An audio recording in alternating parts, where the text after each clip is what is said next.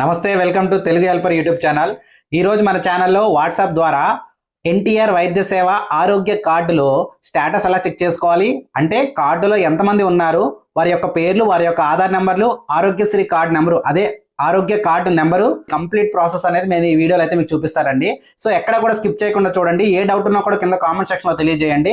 అదేవిధంగా ఏ సర్వీస్ పై వీడియో చేయాలి అనేది కూడా కామెంట్లో తెలియజేసినట్టయితే మీ యొక్క ప్రతి కామెంట్ అయితే చూడడం మీద జరుగుతుందండి. డెఫినెట్గా దానిపై వీడియో అయితే చేయడం అయితే జరుగుతుంది. ఓకేనా? సో ఫస్ట్ ఆఫ్ ఆల్ మన వీడియోలోకి అయితే వెళ్దాం. వాట్సాప్ ద్వారా మీ యొక్క ఆరోగ్య కార్డులో ఫోటో అప్డేట్ చేసుకోవాలన్నా, వివరాలు అప్డేట్ చేసుకోవాలన్నా, లేదా స్టేటస్ చెక్ చేసుకోవాలన్నా మీ యొక్క మొబైల్లో ఒక నెంబర్ అయితే మీరైతే సేవ్ చేసుకోవాలండి. సో ఇదే ప్రాసెస్ని మీరు మీ యొక్క సిస్టంలో కానీ పీసీలో కానీ చేద్దామంటే వాట్సాప్ వెబ్లో ఇదైతే మనకి వాట్సాప్ గవర్నెన్స్, అదేనండి మన మిత్ర అని చెప్పి ప్రభుత్వం దీనికి పేరు అయితే పెట్టడం జరిగింది. సో ఈ మన మిత్ర సర్వీస్ అనేది మీకు అందులో అయితే ఓపెన్ అయితే అవ్వదండి. ఓకేనా? సో మొబైల్లోనే మీరు యాక్సెస్ అయితే చేయగలరు. సో ముందుగా మీ యొక్క మొబైల్లో 9552300009 ఈ నెంబర్ని మీ మొబైల్లో మీకు నచ్చిన పేరుతో సేవ్ చేసుకోండి. వాట్సాప్లోకి వెళ్ళి సెర్చ్లోకి వెళ్ళి ఏ పేరుతో సేవ్ చేశారో ఆ పేరుతో ఓపెన్ అయితే చేయండి. లేదా వాట్సాప్ ఓపెన్ చేసుకున్న తర్వాత మనకి ఏదైతే ఇక్కడ ప్లస్ సింబల్ ఉంటుందో ప్లస్ సింబల్ పై క్లిక్ చేయండి. చేసిన తర్వాత మై కాంటాక్ట్ అని ఉంటుంది. సో దానిపై అయితే క్లిక్ చేసుకోండి. అది మీ యొక్క డీపీ అక్కడైతే చూపిస్తుందండి.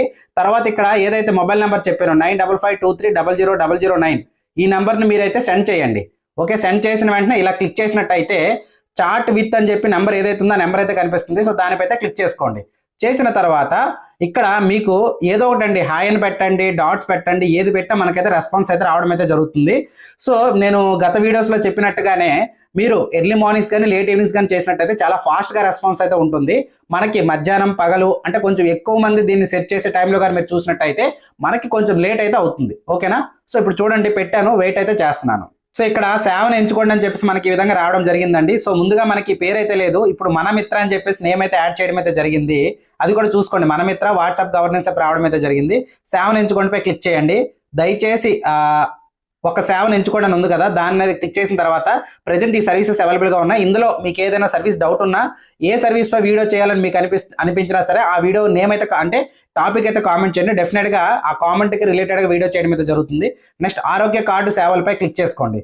చేసిన తర్వాత నిర్ధారించండి పై క్లిక్ అనే ఆప్షన్ పై అయితే క్లిక్ చేయండి. చేసిన తర్వాత మనకి ప్రజెంట్ ఆరోగ్య కార్డుకు సంబంధించి ఎన్టీఆర్ వైద్య సేవ ఆరోగ్య కార్డుకు సంబంధించి ప్రజెంట్ అయితే ఈ ఆప్షన్స్ అయితే అందుబాటులో ఉన్నాయండి. వైద్య సేవ అప్డేట్ కార్డు అంటే కార్డులో ఫోటోని అప్డేట్ చేయడం, వివరాలు అప్డేట్ చేయడానికి ఈ ఆప్షన్ అయితే పనిచేస్తుంది.